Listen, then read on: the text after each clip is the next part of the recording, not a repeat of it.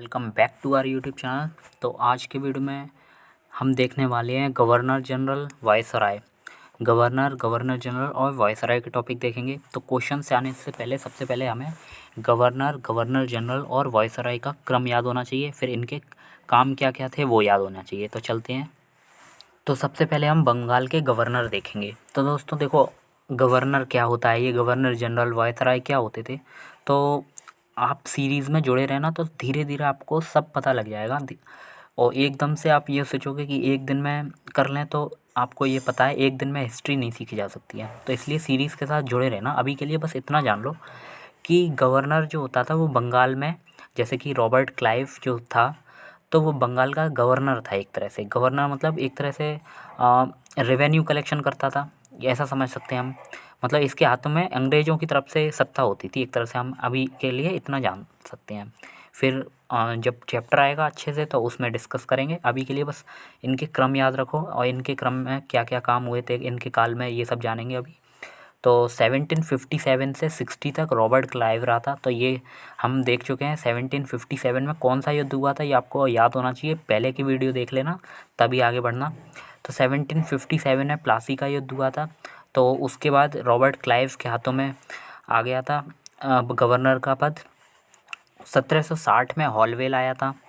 फिर 60 से 65, 1760 से 65 तक वेंसिटार्ट आया था। वेंसिटार्ट ने स्टार्ट किया था, ऐसा समझ सकते हैं। वेंसिटार्ट ने 1760 से 65। फिर 65 से 67 तक क्लाइव आया था। अगेन 1765 में जब इलाहाबाद की संधि हुई थी तो क्लाइव को बुलाया गया था इलाहाबाद की संधि के लिए, तब ये गवर्नर बना दोबारा। फिर 67 से 69 वेरेलस्ट आया। फिर 69 से 72 कार्टियर। 72 से 74 वॉरेन हेस्टिंग्स। तो यहाँ से क्रम याद होना चाहिए। 1757 से 60 रॉबर्ट क्लाइव। फिर हॉलवेल 60 में आया, 60 से 65 तक रहा। वेंसिटार्ट के बाद 65 से 67 तक रहा। क्लाइव 67 से 69 वेरेलस्ट। फिर कार्टियर 72 तक, 74 तक फिर हेस्टिंग्स। तो ये क्रम याद होना चाहिए। क्लाइव, हॉलवेल, वेंसिटार्ट, क्लाइव, फिर वेरेलस्ट, कार्टियर, हेस्टिंग्स। इसके बाद 74 के बाद देखते हैं। इसके बाद 72 से 73 तक तो आपने देखा था वॉरेन हेस्टिंग्स गवर्नर रहा था। लेकिन इसके बाद बंगाल के गवर्नर जनरल कहे जाने लगे अब ये लोग। तो बंगाल के गवर्नर जनरल के हाथों में कुछ एक्स्ट्रा शक्ति आ गई होगी, मतलब कुछ भी चीज़ रहा हो। अभी के लिए आपको बस इतना समझना है। अब बंगाल के गवर्नर जनरल कौन कौन थे उसके बाद, तो वॉरेन हेस्टिंग्स 74 तक रहा था। उसके बाद 75 तक 1785 तक ये वॉरेन हेस्टिंग्स ही गवर्नर जनरल रहा। इसके बाद आया मैकफरसन का नाम इम्पोर्टेंट नहीं है, याद नहीं रखना है। कार्नवालिस इंपॉर्टेंट है, याद रखना है। 1786 से 85 के बाद 86 कार्नवालिस आया, 93 तक रहा। फिर 93 से 98 में सर जॉन शोर आया। सर जॉन शोर के बाद वेलेजली आया, 1805 तक रहा। 1805 में फिर दोबारा कार्नवालिस आया। फिर जॉर्ज वार्लो आया 1807 तक, 1805 से 1807 तक जॉर्ज वार्लो। तो एक बार क्रम दोबारा से यहाँ से देख सकते हैं। जो बंगाल के गवर्नर जनरल थे उसमें वॉरेन हेस्टिंग्स 85 तक रहा। 86 से 93 तक रहा कार्नवालिस। 98 तक फिर जॉन शोर। 1805 तक वेलेजली। 1805 में कार्नवालिस दोबारा आया। 1807 तक जॉर्ज वार्लो। तो उसके बाद आया लॉर्ड मिंटो फर्स्ट। अच्छा, आप इससे बच नहीं सकते। अगर आप अभी सोचेंगे कि हाँ ये याद नहीं कर रहा है, ये क्या चीज़ें बता रहे हैं, तो आपको बाद में प्रॉब्लम होगी। तो इसलिए अगर आप हिस्ट्री को अच्छी तरह करना चाहते हैं तो ये क्रम आपको याद होना ही चाहिए। और क्रम याद करने की ज़रूरत नहीं है, ये अपने आप धीरे धीरे होता जाएगा। अभी के लिए पढ़ते जाओ बस, फिर धीरे धीरे समझते जाओ इनका काल, इनका क्रम क्या क्या हुआ था, इनके जो काल की घटनाएँ हैं, तो वो अपने आप चीज़ें आ जाती हैं। उसके बाद लॉर्ड मिंटो फर्स्ट आया था, 1807 से 1813 तक रहा। उसके बाद लॉर्ड हेस्टिंग्स आया, 1813 से 1823 तक रहा। फिर एमहर्स्ट आया, 1823 से 28 तक रहा एमहर्स्ट के बाद विलियम वेंटिक 1828 से 1835 तक रहा। इसके बाद बेंटिक जो है वो भारत के गवर्नर जनरल कहे जाने लगे। अभी तक ये बंगाल के गवर्नर जनरल थे, अब ये पूरे भारत के गवर्नर जनरल कहे जाने लगे।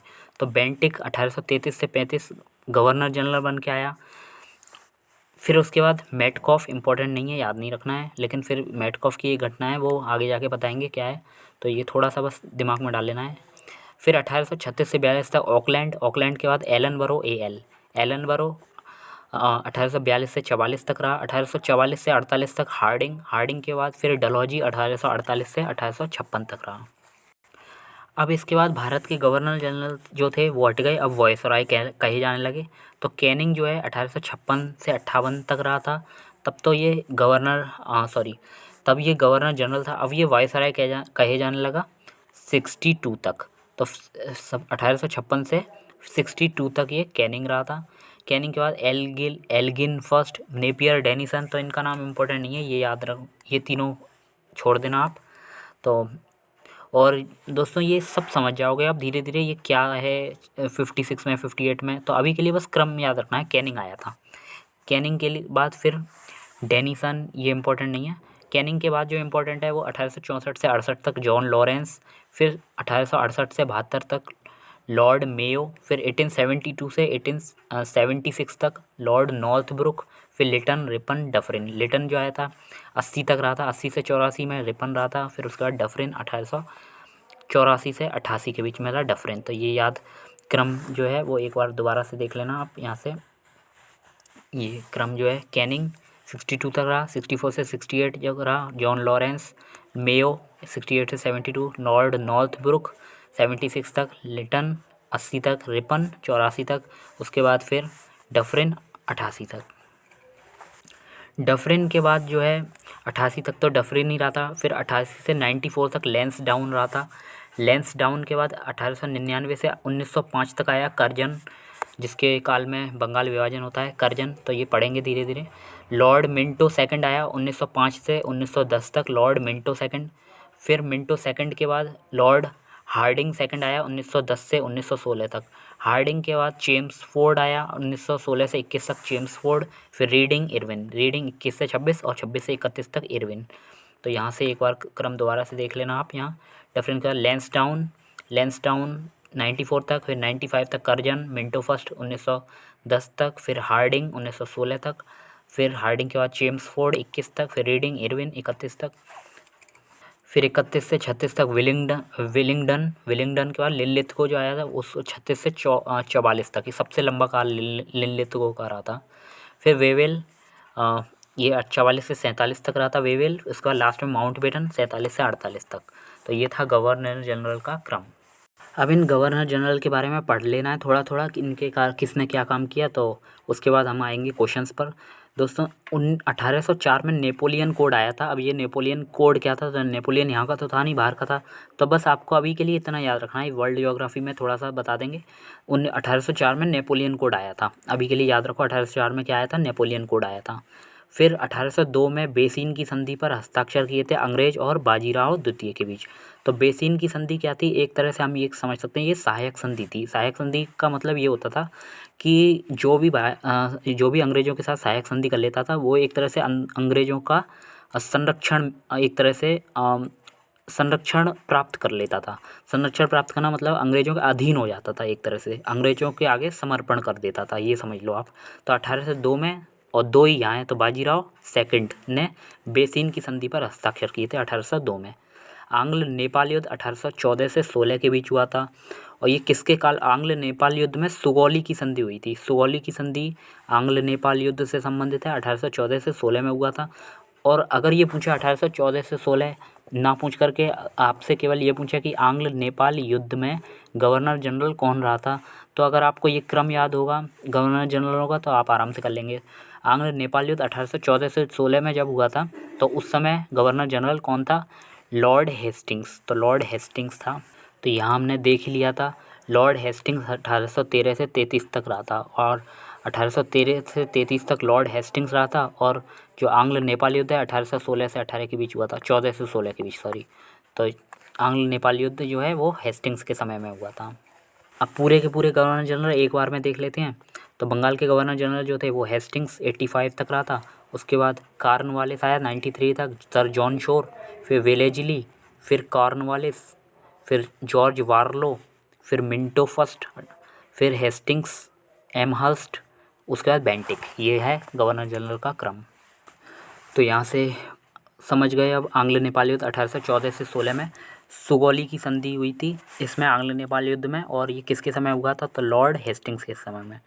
अब आते हैं बक्सर का युद्ध। तो बक्सर के युद्ध में हम पढ़ चुके हैं, कल पढ़ा था हमने, बक्सर का युद्ध के नेतृत्व हेक्टर मुनरो ने किया था। टॉमस मुनरो और हेक्टर मुनरो दो नाम एक से लगते हैं, तो ये अंतर रखना। हेक्टर मुनरो तो बक्सर के युद्ध में था और टॉमस मुनरो मद्रास का गवर्नर रहा था 1820 से 27 के बीच। तो काल याद होना चाहिए, 1820 से 27 के बीच जो मद्रास का गवर्नर रहा था वो था टॉमस मुनरो। ठगों के दमन से संबंधित कौन है? Colonel Sleeman. स्लीमैन संबंधित है ठगों के दमन से। तो वो ठगों के दमन से कौन संबंधित था? Colonel Sleeman. 1829 में सती प्रथा पर पाबंदी लगाई थी बेंटिक ने। बेंटिक ने सती प्रथा पर पाबंदी लगाई थी 1829 में। बंगाल से, अच्छा ये बेंटिक कौन था? ये गवर्नर जनरल सब पढ़ चुके हैं हम। तो यहाँ भी हमने देखा था बंगाल के गवर्नर जनरल में बेंटिक का नाम आता है। तो 1829 में इसने क्या काम किया था? सती प्रथा पर पाबंदी लगाई थी। नेक्स्ट क्वेश्चन, बंगाल से दासों के निर्यात को रोक दिया गया था। तो बंगाल से पहले दासों का निर्यात होता था, उसको 1789 में रोक दिया गया था। 1789 में रोक दिया गया था। अब ये पूछा किसके काल में हुआ था, तो ये याद रख लेना। जब आपको पता है 1785 तक कौन रहा था, तो वॉरेन हेस्टिंग्स रहा था। उसके बाद आया था कॉर्नवालिस। तो ये याद रख लेना किसके काल में हुआ था? कॉर्नवालिस के काल में ही हुआ होगा।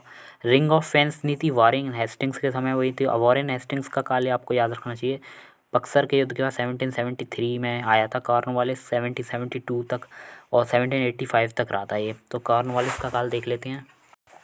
तो जो बंगाल के गवर्नर जनरल थे उसमें वॉरेन हेस्टिंग्स का नाम आता है। 1772 से 85 तक रहा था, क्योंकि 73 तक तो ये गवर्नर रहा था, उसके बाद 85 तक ये गवर्नर जनरल बन गया बंगाल का। और कॉर्नवालिस का काल फिर 86 से 93 था। तो बंगाल से दासों का निर्यात को 1789 में कॉर्नवालिस के समय रोक दिया गया था। रिंग ऑफ फेंस नीति वॉरेन हेस्टिंग्स की नीति थी। Ring of fence, ring fence नीति भी कह देते हैं इसको।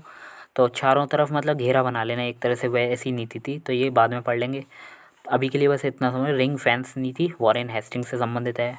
वॉरेन हेस्टिंग्स ने ही के समय ही एशियाटिक सोसाइटी की स्थापना 1784 में हुई थी। वॉरेन हेस्टिंग्स के समय एशियाटिक सोसाइटी, पूरे एशिया की एक सोसाइटी होती थी, उसे एशियाटिक सोसाइटी कहा जाता था। 1784 में इसकी स्थापना वॉरेन हेस्टिंग्स के समय में हुई थी। सुरक्षा प्रकोष्ठ नीति यही है, रिंग ऑफ फेंस नीति, सुरक्षा प्रकोष्ठ नीति। तो ये भी वॉरेन हेस्टिंग्स के समय।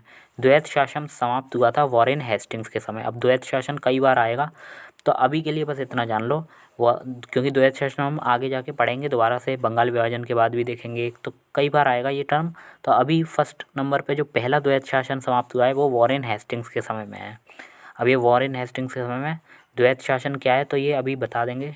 थोड़ा सा बस इतना जान लो कि द्वैत शासन उस समय ऐसा होता था, बंगाल का पहले जब प्लासी का युद्ध हुआ था तो उसमें आपको पता है मीर जाफ़र को तो बंगाल का नवाब बना दिया गया, लेकिन असली जो सत्ता थी वो क्लाइव के हाथों में थी। तो एक तरह से दो दोहरा शासन चल रहा था। लेकिन बक्सर के युद्ध के बाद क्या हुआ था कि अपने हाथों में ही सत्ता ले ली थी।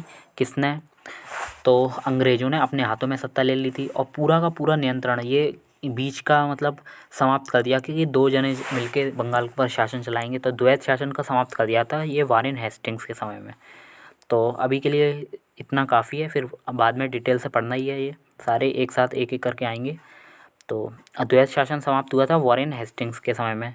ब्रिटिश संसद में महाभियोग का मुकदमा चला गया था वॉरेन हेस्टिंग्स पर। वॉरेन हेस्टिंग्स एक ऐसा गवर्नर जनरल था जिस पर ब्रिटिश संसद में महाभियोग का मुकदमा चलाया गया था। न्यायिक संगठन की स्थापना कॉर्नवालिस के समय में हुई थी। न्यायिक संगठन की स्थापना, सिविल सेवा की स्थापना, कोवेंटेड सिविल सेवा भी कॉर्नवालिस के समय में। कॉर्नवालिस की जो कब्र है वो गाजीपुर में स्थित है, भारत में ही गाजीपुर में। फिर वेलेजली की सहायक संधि स्वीकार करने वाले जो प्रथम था तो वो देखा ही था 1802 में बेसिन की संधि के तहत बाजीराव द्वितीय मराठा सरदार था पहला। और सहायक संधि स्वीकार करने वाले प्रथम देशी शासक हैदराबाद का निज़ाम था। अगर देशी शासक की बात की जाए तो वह हैदराबाद का निज़ाम था। तो अगर ये पूछा जाए कि सहायक संधि स्वीकार करने वाला प्रथम देशी शासक, तो वो हैदराबाद का निज़ाम है। हैदराबाद ने सबसे पहले सहायक संधि स्वीकार की। उसके बाद मैसूर इधर हैदराबाद था, आगे मैसूर था, उसके बाद अवध, उसके बाद सिंधिया। ठीक है, तो ये क्रम है सहायक संधि वाले। अगर पहला शासक पूछे तो वो अवध का नवाब है, लेकिन पहला अगर देशी शासक पूछे तो वो हैदराबाद है। हैदराबाद के बाद फिर मैसूर है, अवध है। और अगर पहला ये पहला शासक पूछें तो अवध का नवाब है, सहायक संधि स्वीकार करने वाला पहला शासक अवध का नवाब कह सकते हैं। स्तंभदारी बंदोबस्त या स्थायी बंदोबस्त कॉर्नवालिस के समय में लागू हुआ था, जो वॉरेन हेस्टिंग्स के बाद आया था। तो स्तंभदारी या स्थायी बंदोबस्त कॉर्नवालिस क्या था, ये धीरे धीरे पढ़ेंगे सब, पूरा हिस्ट्री इसी से भरा पड़ा है। स्थायी बंदोबस्त किया गया था जमींदारों से 1793 में, और 1793 में आपको पता है कौन था, कॉर्नवालिस। तो स्थायी बंदोबस्त जमींदारों से किया गया था 1793 में, याद रखना है 1793। बंगाल बिहार में भूमि पर किराएदारों के अधिकारों को बंगाल किराएदारी अधिनियम द्वारा दिया गया था। तो 1885 में जो था वो बंगाल एवं बिहार में जो भूमि थी उन पर किराएदारों के अधिकारों को बंगाल किराएदारी अधिनियम द्वारा दिया गया था 1885 में। रैयतवाड़ी व्यवस्था, जैसे यहाँ स्थायी बंदोबस्त है या स्थायी व्यवस्था है, वैसे ही दक्षिण भारत में चलती थी रैयतवाड़ी व्यवस्था। ये टॉमस मुनरो ने लागू की थी। और टॉमस मुनरो क्या था, अभी हमने ऊपर देखा था, जो दो नाम आते हैं, हेक्टर मुनरो और टॉमस मुनरो। हेक्टर मुनरो तो बक्सर के युद्ध था, टॉमस मुनरो जो था वो किससे संबंधित था, मद्रास का गवर्नर रहा था ये 1820 से 27 के बीच। तो टॉमस मुनरो के समय ही टॉमस मुनरो ने रैयतवाड़ी व्यवस्था चलाई थी दक्षिण भारत में, मद्रास एवं बम्बई में सर्वप्रथम सबसे पहले मद्रास में चलाई थी। असम में सर्वप्रथम चाय की कंपनी की स्थापना 1839 में हुई थी। तो 1839 में सर्वप्रथम असम में चाय की कंपनी की स्थापना हुई थी, याद रखना है, इम्पोर्टेंट है। भारत में ब्रिटिश आर्थिक नीति घिनौनी है, ये किसका कथन है, कार्ल मार्क्स ने कहा था कि भारत में जो ब्रिटिश की आर्थिक नीति है वो घिनौनी है, कार्ल मार्क्स ने कहा था ये। फिर सर जॉन शोर निष्क्रियता से जुड़े हुए हैं। सर जॉन शोर किसके बाद आए थे, तो कॉर्नवालिस के बाद आए थे सर जॉन शोर। ये इन्होंने कोई शोर नहीं मचाया, बस निष्क्रिय रही है। दास प्रथा किसने समाप्त की थी, एलन बरो ने। ऐसा समझ सकते हैं दास प्रथा, दास जो थे उनको बरी कर दिया एलन बरो ने बरी कर दिया दासों को, ऐसे याद कर लेना। फिर विलय की नीति डलहौजी से संबंधित है। उसके बाद पब्लिक वर्क डिपार्टमेंट, जिसको PWD कहते हैं, उसको 1844 से 45 के दौरान स्वरूप देने वाले कौन थे, तो डलहौजी। PWD विभाग भी डलहौजी की देन थी। फिर विधवा पुनर्विवाह अधिनियम किसके काल में आया, कैनिंग के काल में आया। कैनिंग के काल में विधवा पुनर्विवाह अधिनियम आया। चतुराईपूर्ण निष्क्रियता की नीति के साथ सर कौन जुड़ा रहा, सर जॉन लॉरेंस का नाम भी हमने देखा था। तो भारत के गवर्नर जनरल में बेंटिक 1833 से 35 तक रहा था। बेंटिक के बाद ऑकलैंड आया था 42 तक। फिर एलन बरो, जिसने बरी किया था किसको, दासों को, तो अभी पढ़ा था, दास प्रथा समाप्त की थी एलन बरो ने 44 से 48। फिर आया हार्डिंग के बाद फिर आया डलहौजी किससे संबंधित था, अभी हमने देखा था विलय की नीति से। और PWD डिपार्टमेंट भी इसी से संबंधित था। इसके बाद भारत के गवर्नर जनरल में 1856 से 58 तक कैनिंग रहा, और 58 से फिर 62 तक कैनिंग ही वायसराय बन गया। फिर उसके बाद गवर्नर जनरल जो थे भारत के वो वायसराय कहलाए जाने लगे। फिर ये तीन याद इंपॉर्टेंट नहीं है। सर जॉन लॉरेंस जो है वो निष्क्रियता के सिद्धांत से अभी हमने पढ़ा था। फिर जॉन लॉरेंस के बाद आगे आते हैं जो निष्क्रियता के साथ जुड़ा रहा। उसके बाद प्रेस पर से प्रतिबंध हटाया था मेटकॉफ ने, चार्ल्स मेटकॉफ ने प्रेस पर से कफन हटाया था, ऐसे समझ लो, चार्ल्स मेटकॉफ। कफन आया, प्रेस पर से प्रतिबंध हटाया चार्ल्स मेटकॉफ। उसके बाद भारत में अंग्रेजों के समय प्रथम जनगणना 1871 में मेयो के काल में आई थी। 1871 में वैसे भी मेयो था, क्योंकि जॉन लॉरेंस के बाद कौन आया था, तो वो जॉन लॉरेंस के बाद आया था मेयो। जॉन लॉरेंस जो था वो 64 से 68 था। उसके बाद मेयो, फिर नॉर्थ ब्रुक 76 तक रहा, 76 से 80 लिटन, फिर रिपंट, फिर डफरिन, तो ये नाम याद रखने हैं। तो मेयो के काल में 1871 में जनगणना हुई थी पहली। उसके बाद आया था वर्नाकुलर प्रेस एक्ट, लेटन के समय में आया था। वर्नाकुलर प्रेस एक्ट में क्या होता था, वर्नाकुलर मतलब देशी जो भाषाएं होती थी उसमें न्यूज़पेपर लिखना बंद करवा दिया था लेटन ने। तो लेटन बहुत मक्कार रहा था। भारत में स्थानीय स्वायत्तशासी संस्थाएं सशक्त हुई थी। तो यहाँ से हमने देखा था लॉर्ड नॉर्थ ब्रुक के बाद आया था लेटन। अच्छा, ये वॉयसराय का क्रम है। वॉयसराय में जो था वो क्रम इस तरह चल रहा था। तो यहाँ मेयो में जनगणना हुई थी, फिर लॉर्ड नॉर्थ ब्रुक, उसके बाद लेटन मक्कार था, इसमें वर्नाकुलर प्रेस एक्ट लागू किया था। उसके बाद रिपन ने सब कुछ सही किया था। स्थायी स्वायत्तशासी संस्थाएं रिपन के काल में लागू हुई थी। तो स्थायी स्वायत्तशासी संस्थाएं क्या होती हैं, मतलब आज के समय में जो लोकल गवर्नमेंट्स हम देखते हैं जैसे पंचायत वगैरह, तो वो रिपन ने लागू की थी, रिपन के काल में 1882 में। इल्बर्ट बिल 1883 में आया था। ये क्या था अभी पढ़ लेंगे थोड़ी देर में। फैक्ट्री अधिनियम भी रिपन के काल में आया था, तो रिपन अच्छा था, एक तरह से हम कह सकते हैं ये अच्छा वायसराय था।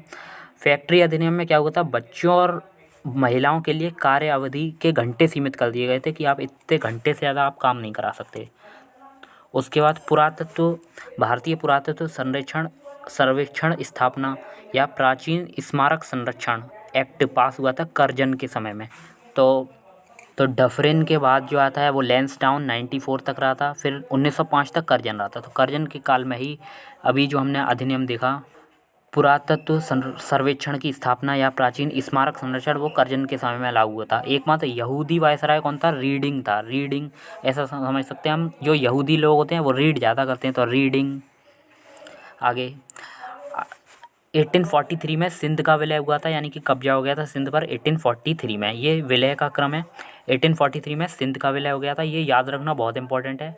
48 में सतारा का हो गया था, फिर 49 में पंजाब का विलय हो गया था, सतारा। उसके बाद 49 में पंजाब और 1856 में अवध का विलय हो गया था। तो बहुत सारे हैं वैसे तो, लेकिन ये चार बहुत इंपॉर्टेंट है, इनको सन सहित याद करना है। 1843 में सिंध का विलय हो गया था सबसे पहले, फिर 48 में सतारा का, फिर 49 में पंजाब का और 1856 में अवध का विलय हो गया था। आंग्ल अफ़गान युद्ध याद रखना है। प्रथम आंग्ल अफ़गान युद्ध जो है वो 1838 से 42 में हुआ था। यहाँ से देख सकते हैं प्रथम आंग्ल अफ़गान युद्ध, मतलब अंग्रेज़ों और अफ़गानिस्तान के बीच जो युद्ध हुआ था वो पहला 1838 से 1842 के बीच हुआ था, प्रथम आंग्ल अफ़गान युद्ध। द्वितीय आंग्ल अफ़गान युद्ध 1878 से 80 के बीच हुआ था, और तृतीय आंग्ल अफ़गान युद्ध 1919 से 1920 में हुआ था। तो ये क्रम याद रखना है। तो आंग्ल अफ़गान युद्ध याद रखना है, प्रथम जो है 38 से 42, द्वितीय 78 से 80 और तृतीय 1919 से 20। उसके बाद हम आंग्ल मराठा युद्ध पढ़ते हैं। तो वैसे तो ये मराठा जब राज्य पढ़ेंगे तो उसमें दोबारा पढ़ना होगा, लेकिन इसमें कुछ क्वेश्चंस दिए थे इसलिए अभी आपको याद कर लेना है थोड़ा सा। प्रथम आंग्ल मराठा युद्ध मतलब अंग्रेज़ों और मराठा के बीच जो पहला युद्ध हुआ था वो 1775 से 82 के बीच हुआ था, और सालाबाई की संधि के साथ समाप्त हुआ था। तो प्रथम आंग्ल मराठा युद्ध 1775 से 82 में सालाबाई की संधि। द्वितीय आंग्ल अफ़गान युद्ध 1803 से 1805 में हुआ था, और इसमें 3 संधियाँ हुई थी, देना सुरजीरा। तो ये ट्रिक है, देना सुरजीरा मतलब दा से देवगांव की संधि हुई थी नागपुर के भोंसले के साथ। ऐसा समझ सकते हैं, देव नाग को हम देव के रूप में पूछते हैं, तो नागपुर के भोंसले के साथ हुई थी देवगांव की संधि। उसके बाद सुरजी अर्जुन गांव की संधि, तो गा से ग्वालियर, ठीक है। तो सुरजी अर्जुन गांव की संधि हुई थी ग्वालियर के सिंधिया के साथ। फिर राजापुर घाट की संधि हुई थी इंदौर के होलकर के साथ। तो राजापुर मतलब यहाँ भी रहा रहा है, यहाँ भी रहा रहा है, और इंदौर में भी रहा रहा है और होलकर में भी रहा रहा है। तो राजापुर घाट की संधि हुई थी इंदौर के होलकर के साथ। तृतीय आंग्ल अफ़गान युद्ध हुआ था 1817 से 19 में, इसमें फिर ये समाप्त हो गया। अब क्वेश्चंस की ओर मूव कर जाते हैं, बहुत देर हो गई। सही कथन छांटने हैं। जन प्रशासन की नींव वॉरेन हेस्टिंग्स द्वारा मजबूती से रखी गई, जिस पर ऊपरी संरचना कॉर्नवालिस ने की थी। तो जन प्रशासन जो अच्छी तरह चलाया गया उसकी नींव रखी वॉरेन हेस्टिंग्स ने, और ऊपरी संरचना कॉर्नवालिस ने की थी। जन प्रशासन की नींव के तहत क्या काम हुए थे, जो कोवेंटेड सिविल सेवा, न्यायिक जो संगठन की स्थापना, ये सब आते हैं। तो इसने वॉरेन हेस्टिंग्स के समय में हुआ था ये सब काम। ईस्ट इंडिया कंपनी की असैनिक और सैनिक सुधार करने का श्रेय क्लाइव को था। क्लाइव के बारे में तो आपको पढ़ा है आपने पीछे के वीडियोस में। तो कंपनी की असैनिक और सैनिक सुधार करने का श्रेय क्लाइव को जाता है। डलहौजी ने द्वितीय के सिद्धांत के आधार पर ब्रिटिश साम्राज्य में समृद्ध क्षेत्र जोड़े, क्योंकि विलय की नीति डलहौजी में के अंतर्गत आई थी। इसमें ज़बरदस्ती विलय कर लिया जाता था ब्रिटिश भारत में। तो ब्रिटिश भारत में जो छोटे छोटे देशी रियासतें या और राज्य भारत के होते थे, उनको ब्रिटिश भारत में ज़बरदस्ती द्वितीय के सिद्धांत के तहत डलहौजी द्वारा विलय कर लिया जाता था। नेक्स्ट है कलकत्ता में एशियाटिक सोसाइटी की स्थापना। तो बताया था एशियाटिक सोसाइटी की स्थापना 1784 में हुई थी, और किस समय हुई थी, उसके समय में वॉरेन हेस्टिंग्स गवर्नर जनरल था। तो वॉरेन हेस्टिंग्स के समय में हुई थी एशियाटिक सोसाइटी की स्थापना 1784 में। सुरक्षा प्रकोष्ठ नीति सिक्योरिटी सेल वॉरेन हेस्टिंग्स के संबंधित है, और सुरक्षा प्रकोष्ठ नीति ही एक और रिंग फेंस नीति के नाम से जानी जा रही थी। तो सुरक्षा प्रकोष्ठ नीति वॉरेन हेस्टिंग्स। द्वैत शासन को समाप्त किया था वॉरेन हेस्टिंग्स ने। सबसे पहले बंगाल में जो द्वैत शासन था उसको वॉरेन हेस्टिंग्स ने ही समाप्त किया था। वह गवर्नर जनरल जिस पर ब्रिटिश संसद में महाभियोग का मुकदमा चलाया गया था, तो ये पढ़ाई है वॉरेन हेस्टिंग्स पर ही। न्यायिक संगठन की स्थापना किसने की? कॉर्नवालिस ने। और कोवेंटेड सिविल सर्विसेज, ये भी कॉर्नवालिस की देन है। उसके बाद कॉर्नवालिस की कब्र कहाँ स्थित है? गाजीपुर में। ये गाजीपुर लिखा है, थोड़ा सा ये प्रिंट सही नहीं आ पाया, तो गाजीपुर में इसकी कब्र है कॉर्नवालिस की। नेक्स्ट आगे चलते हैं, एक सेकेंड। उसके बाद है कॉर्नवालिस की कब्र गाजीपुर में स्थित है। 1802 में बेसिन की संधि पर हस्ताक्षर अंग्रेजों तथा बाजीराव द्वितीय के बीच हुआ था। ये भी 2 है और ये भी 2, बाजीराव 2। उसके बाद वेलेजली की सहायक संधि को स्वीकार करने वाला पहला मराठा सरदार कौन था? तो वही बाजीराव द्वितीय, बेसिन की संधि। सहायक संधि को क्रियान्वित किया गया था लॉर्ड वेलेजली के काल में। सहायक संधि को लॉर्ड वेलेजली के काल में। तो सहायक संधि जब भी पूछा है, सहायक संधि वेलेजली के काल में आई थी। तो वेलेजली का कार्यकाल भी याद होना चाहिए। कॉर्नवालिस के बाद आया था कॉर्नवालिस के बाद जो था वह सर जॉन शोर। उसके बाद वेलेजली आया था, 1805 तक रहा था, तो उसके काल में सहायक संधि। सहायक संधि व्यवस्था को स्वीकार करने वाला प्रथम भारतीय देशी शासक हैदराबाद का निजाम था। तो देशी शासक के बारे में बताया था हैदराबाद का निजाम। हैदराबाद, मैसूर, अवध, सिंधिया में लॉर्ड वेलेजली के साथ सहायक संधि स्वीकार करने वाले सही क्रम क्या है? सबसे पहले हैदराबाद ने स्वीकार की सहायक संधि को, वेलेजली की। उसके बाद मैसूर, उसके बाद अवध, उसके बाद सिंधिया लास्ट में। सहायक संधि को स्वीकार करने वाला पहला शासक पूछे तो अवध का नवाब है, लेकिन प्रश्न में वेलेजली की सहायक संधि को स्वीकार करने वाला प्रथम राज्य के बारे में पूछा जाए तो हैदराबाद उत्तर होगा। तो सहायक संधि केवल पूछें तब तो अवध आंसर होगा, और अगर वेलेजली के सहायक संधि पूछे तो हैदराबाद होगा। नेक्स्ट क्वेश्चन, हैदराबाद के निजाम, इंदौर के होलकर, जोधपुर के राजपूत राज्य तथा मैसूर के शासक में से सहायक संधि स्वीकार किसने नहीं की थी? तो इंदौर के होलकर ने शामिल नहीं हुआ था सहायक संधि में। तो इंदौर के होलकर अपने आप में अलग ही थे भैया, तो इन्होंने सहायक संधि स्वीकार नहीं की थी। कहीं ना कहीं ये एक तरह से कट्टर थे अपने आप में। भारतीय राजाओं पर अंग्रेजी प्रभुत्व स्थापित करने के लिए प्रशासन में सहायक संधि प्रणाली का सूत्रपात किसने किया था? तो सहायक संधि वेलेजली की देन है। सहायक संधि वेलेजली से संबंधित है।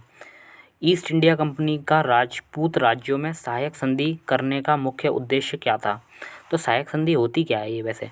तो सहायक संधि के तहत क्या काम किया जाता था कि बात करके जो हिंदुस्तान के राजा होते थे उनको कहा जाता था कि हम आपके यहाँ अपनी सेना रखेंगे, सेना का खर्चा भी आप दो, बदले में क्या करेंगे, हम आपकी रक्षा करेंगे। अगर कोई अन्य राज्य आप पर या अन्य कोई भी देश आप पर हमला करता है तो उसके आगे हम खड़े होंगे। तो ये सहायक संधि थी ऐसे करके कुछ। तो इसमें अंग्रेज़ों की प्रभुसत्ता स्थापित करना इनका उद्देश्य था। सहायक संधि जो है उसका मुख्य उद्देश्य ईस्ट इंडिया कंपनी द्वारा क्या था? अंग्रेज़ों का प्रभुसत्ता स्थापित करना। उस समय नेपोलियन की शक्ति के सामने यूरोप में साम्राज्य धराशायी हो रहे थे। नेपोलियन पता ही है, नेपोलियन उस समय छा रहा था पूरे विश्व में। तत्कालीन समय में वह ब्रिटिश गवर्नर जिसने भारत में ब्रिटिश पताका फहराए रखी, लेकिन भारत में ये ब्रिटिश पताका फहराए रखी तो वो था वेलेजली। वेलेजली ने सहायक संधि के तहत अपनी ब्रिटिश भारत में सत्ता फैलाए रखी। आंग्ल नेपाल युद्ध 1814 से 16 में सुगौली की संधि हुई थी। किसके काल में हुई थी? लॉर्ड हेस्टिंग्स के समय में हुई थी, याद रखना। अब कुछ क्रम जैसे हेक्टर मुनरो, बक्सर का युद्ध हमने देखा था, कल पढ़ा था। बक्सर का युद्ध जो हुआ था 1764 में, 1764 में, फिर उसके बाद 1765 में इलाहाबाद की संधि हुई थी। तो उस समय हेक्टर मुनरो ने नेतृत्व किया था बक्सर के युद्ध का। आंग्ल नेपाल युद्ध अभी देखा था 1814 से 16 के बीच हुआ था। 1814 से 16 के बीच गवर्नर जनरल कौन था? Lord Hastings. आंग्ल मैसूर युद्ध वो भी चौथा, कल हमने आंग्ल मैसूर राज्य देखा था तो उसमें 4 आंग्ल मैसूर युद्ध हुए थे, जिसमें से चौथा आंग्ल मैसूर युद्ध 1799 में बंद हुआ था, जिसमें टीपू सुल्तान मारा गया था। तो ये 1799 में आपको क्रम याद होना चाहिए। तो 1799 में कौन था? वेलेजली था, 1805 तक रहा था। तो ये वेलेजली के काल में हुआ होगा, ये चीज़ याद रहनी चाहिए। अगर आपको क्रम याद है और थोड़ा बहुत आइडिया है, आपने पढ़ रखा है, तो आप आराम से सारे क्वेश्चंस को मैच कर लोगे। तृतीय आंग्ल मैसूर युद्ध, अब आपको कल याद होना चाहिए कि मैसूर युद्ध जब हमने पढ़ा था तो तृतीय आंग्ल मैसूर युद्ध 1790 से 92 के समथिंग हुआ था। और इसमें हमें ये भी क्रम याद होना चाहिए, 1790 से 92 में गवर्नर जनरल कौन था? तो कॉर्नवालिस था, कॉर्नवालिस था। तो इसका क्रम याद होना चाहिए आपको। तृतीय आंग्ल मराठा युद्ध संबंधित है लॉर्ड हेस्टिंग्स से। तो तृतीय आंग्ल मराठा युद्ध जो है वो लॉर्ड हेस्टिंग्स से संबंधित है। तो तृतीय आंग्ल मराठा युद्ध का जो क्रम है, ये मराठा युद्ध प्रथम है, ये द्वितीय। तो तृतीय का जो काल है वो 1817 से 1819 तक रहा था, तृतीय आंग्ल मराठा युद्ध। और 1813 से 23 के बीच कौन रहा था? हेस्टिंग्स। तो हेस्टिंग्स के समय में हुआ था तृतीय आंग्ल मराठा युद्ध। उसके बाद नेक्स्ट है टॉमस मुनरो मद्रास के गवर्नर रहे थे 1820 से 27 के बीच। कुशासन के आधार पर जिस गवर्नर जनरल ने मैसूर राज्य के प्रशासन को अपने हाथ में ले लिया था वो था विलियम बेंटिक। तो बेंटिक ने अपने काल में ले लिया था मैसूर राज्य के प्रशासन को अपने हाथों में। गवर्नर जनरल जो तृतीय आंग्ल मैसूर युद्ध से संबंधित रहा था। तो तृतीय आंग्ल मैसूर युद्ध जो था वो 1790 से 92 के बीच हुआ था और उस समय जो गवर्नर जनरल था वो लॉर्ड कॉर्नवालिस था। ठगों के दमन से संबंधित था कर्नल स्लीमैन या कैप्टन स्लीमैन। सती प्रथा पर पाबंदी बेंटिक ने लगाई थी, 1829 में लगाई थी। बंगाल से दासों के निर्यात को रोक दिया गया था 1789 में। 1789 में बंगाल से दासों का जो निर्यात था वो रोक दिया गया था।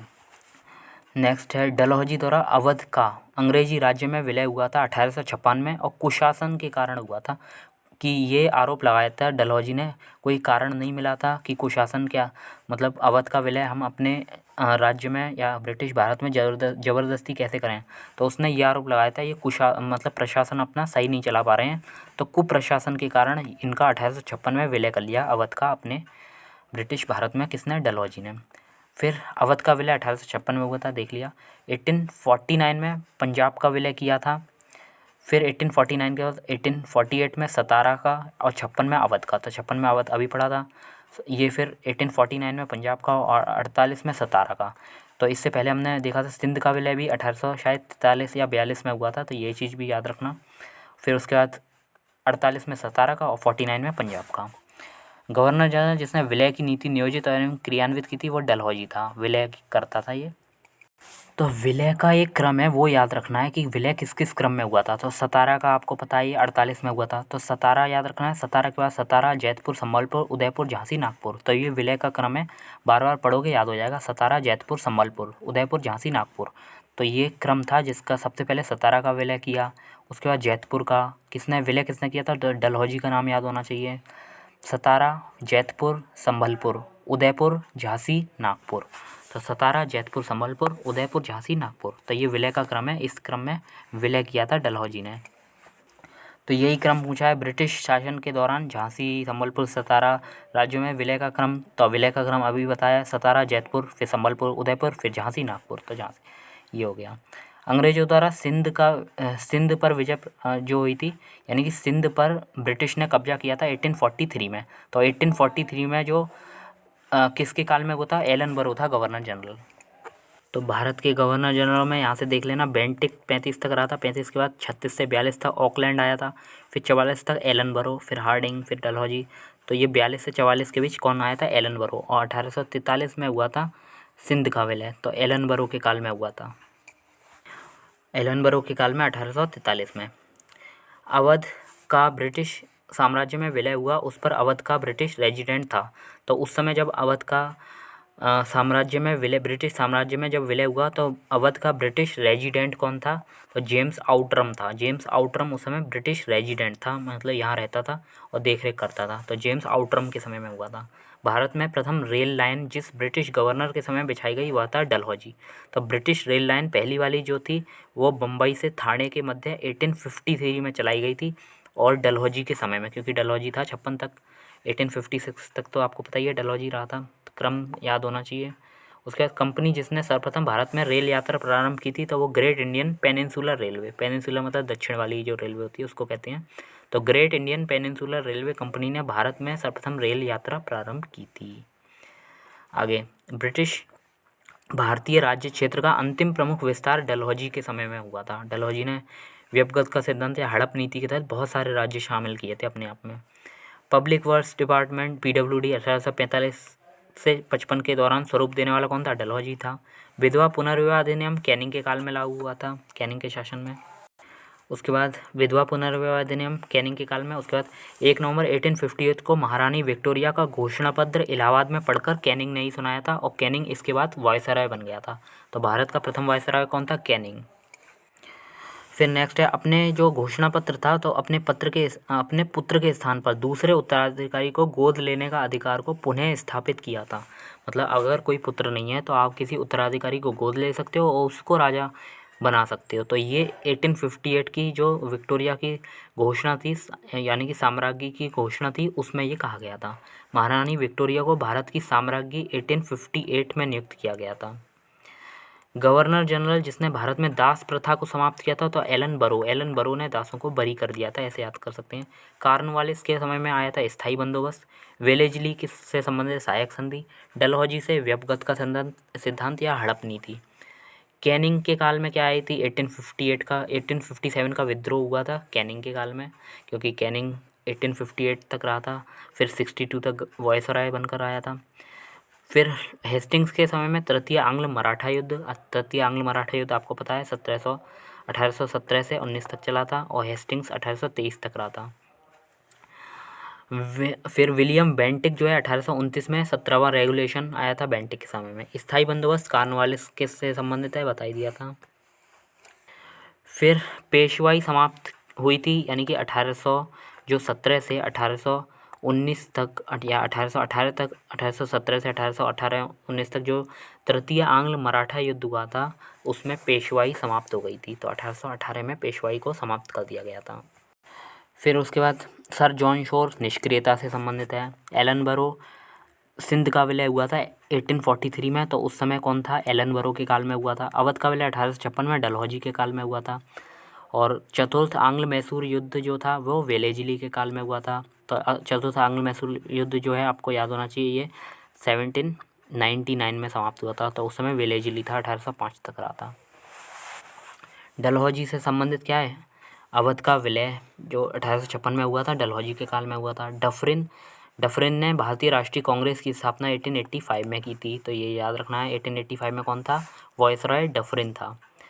फिर लॉर्ड विलियम बेंटिक के समय में 1833 में चार्टर एक्ट आया था, तो ये चार्टर एक्ट क्या होता है ये बाद में पढ़ेंगे हम।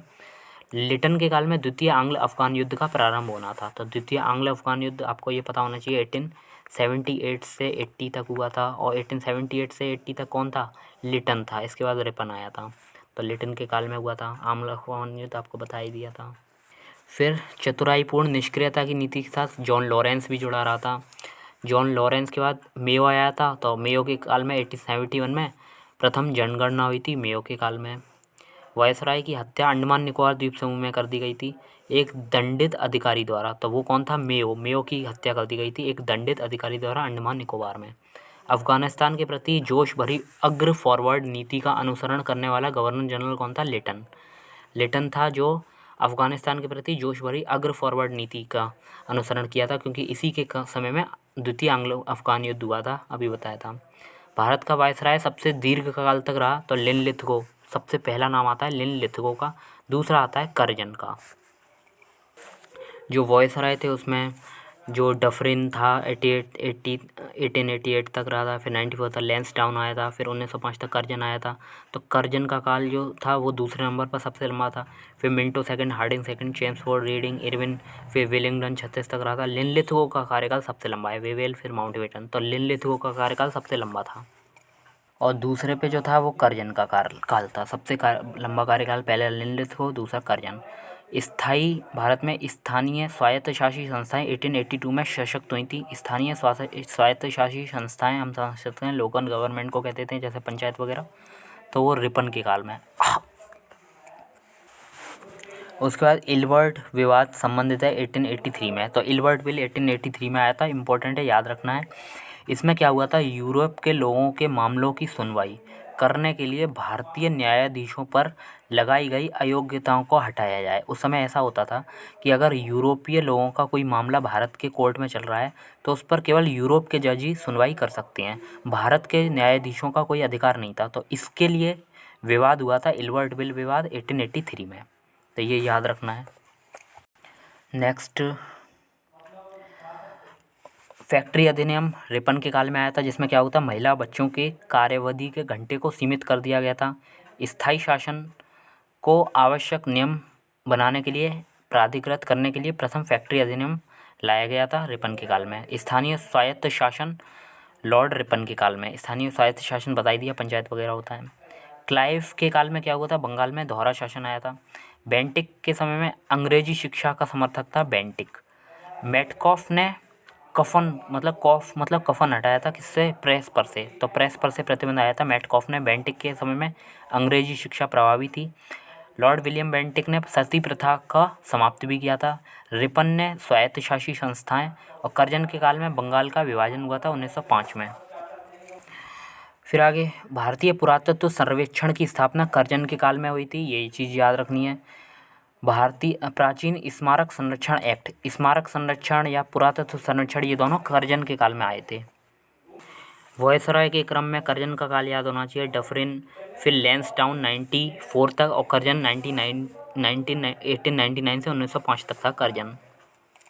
उसके बाद भारत में कर्जन के प्रशासन की तुलना औरंगजेब से किसने की थी, तो गोपाल कृष्ण गोखले ने कर्जन के प्रशासन की तुलना औरंगजेब से की थी। भारत में ब्रिटिश साम्राज्य के दौरान lord Curzon, Chelmsford, Hardinge, Irwin, viceroy का सही क्रम लगाना है तो क्रम लगा लेना। कर्जन के बाद कौन आया था, हार्डिंग, फिर हार्डिंग के बाद चेम्सफोर्ड, उसके बाद इरविन, तो क्रम याद होना चाहिए। तो क्रम कुछ इस तरह, जैसे यहाँ कर्जन आया था, कर्जन के बाद मिंटो सेकंड के बाद हार्डिंग सेकंड, चेम्सफोर्ड, तो यहाँ से कर्जन 1905 तक था, फिर मिंटो सेकंड, फिर हार्डिंग सेकंड, फिर Chelmsford, Reading, Irwin, Willingdon, Linlithgow, Wavell, Mountbatten, तो ये सारे क्रम याद होने चाहिए। फिर बंगाल विभाजन के दौरान फूट डालो राज करो की रणनीति किसने अपनाई थी, कर्जन ने अपनाई थी। वह गवर्नर जनरल जिसने सबसे पहले पृथक निर्वाचक मंडल की व्यवस्था मुसलमानों को जीतने व कांग्रेस के विरुद्ध करने के लिए इस्तेमाल की थी। मतलब मुसलमानों को कांग्रेस के विरुद्ध करना था, तो फूट डालो शासन करो की नीति के तहत ये कर्जन ने किया था। और जो कर्जन ने किया था, और लेकिन जो प्रथम निर्वाचक मंडल मुसलमानों को दिया था वो 1909 में दिया था, और ये लॉर्ड मिंटो के काल में, क्योंकि आपको ये चीज़ पता है मिंटो फर्स्ट के काल में, कर्जन के बाद मिंटो फर्स्ट आया था, तो ये पढ़ेंगे भी आगे जाके। 1909 में जब पृथक निर्वाचक मंडल के तहत मुसलमानों को अधिकार दे दिया गया था कि मुसलमानों के लिए जो सीटें होंगी उस पर केवल मुसलमान लोग वोट देंगे, हिंदू नहीं दे सकते, तो ये थी पृथक निर्वाचन प्रणाली, तो मिंटो के समय में आई थी ये। उसके बाद भारत का एकमात्र यहूदी वायसराय कौन था, तो यहूदी वायसराय रीडिंग था। रीडिंग, क्योंकि यहूदी लोग रीड ज़्यादा करते हैं, पढ़ते ज़्यादा हैं, ऐसा समझ सकते हैं। फूट डालो राज करो की नीति जो है वो कर्जन द्वारा अपनाई गई थी, लेकिन पृथक निर्वाचक मंडल लॉर्ड मिंटो फर्स्ट के काल में आया था। फिर पिट्स इंडिया एक्ट 1784 में किसके काल में आया था, वॉरेन हेस्टिंग्स के काल में आया था। डॉक्ट्रिन ऑफ लैप्स यानी कि हड़प नीति Dalhousie. Vernacular press act Lytton. फिर इल्बर्ट बिन 1883 में रिपन के काल में आया था। ठगों का दमन बेंटिक से संबंधित है, ठगी का दमन बेंटिक किससे संबंधित है, रिंग ऑफ फेंस नीति वॉरेन हेस्टिंग्स से संबंधित है, ठगी का दमन बेंटिक से संबंधित है। उसके बाद रिंग ऑफ फेंस नीति वॉरेन हेस्टिंग्स। ब्रिटिश भारत की राजधानी कलकत्ता से दिल्ली स्थानांतरित हुई थी लॉर्ड हार्डिंग के काल में। मिंटो 1910 तक रहा था, 1910 के बाद 1910 से 1916 तक लगभग ये रहा था कौन, हार्डिंग। तो इसी के काल में लगभग 1912 में ऐसा हुआ था, ये पढ़ेंगे भी आगे जाके, कि कलकत्ता से दिल्ली राजधानी स्थानांतरित हो गई थी हार्डिंग के काल में। चूक का सिद्धांत या हड़प नीति डलहौजी। बंगाल का विभाजन कर्जन के काल में हुआ था 1905 में। बंगाल का दोहरा शासन क्लाइव के द्वारा लागू किया गया था, और लॉर्ड वॉरेन हेस्टिंग्स द्वारा ये हटाया गया था। फिर लास्ट क्वेश्चन आज का, सामाजिक सुधार किसने किया था, बेंटिक ने, क्योंकि बेंटिक के काल में अनेक ऐसे सामाजिक सुधार हुए थे जैसे सती प्रथा का अंत वगैरह वगैरह। तो यहाँ से आज के क्वेश्चन कंप्लीट हुए। तो दोस्तों हिस्ट्री की सीरीज़ में जुड़े रहना, आपको बहुत बहुत ज़्यादा फ़ायदा मिलेगा, और इंडियन ज्योग्राफी की क्लासेस भी आप लेना, उससे भी आपको बहुत अच्छा रिजल्ट आएगा। सारे कंपटीशन का आपका एक भी क्वेश्चन नहीं छूटेगा, आपका कॉन्सेप्ट इतना ज़्यादा मजबूत हो जाएगा, यहाँ तक कि यूपी पीसीएस यूपीएससी तक का आपके सारे कॉन्सेप्ट क्लियर हो जाएंगे अगर आप पूरी सीरीज़ को देखेंगे। तो प्री आपका बिल्कुल आसानी से क्लियर हो जाएगा। एसएससी या आप सुपर टेट या किसी भी टीचिंग एग्ज़ाम्स की तैयारी कर रहे हैं या रेलवे वगैरह की तैयारी कर रहे हैं तो बहुत ज़्यादा हेल्प मिलेगी आपको। वीडियो की पूरी सीरीज़ को देखना आप। चलिए मिलते हैं नेक्स्ट वीडियो में, तब तक के लिए बाय, टेक केयर।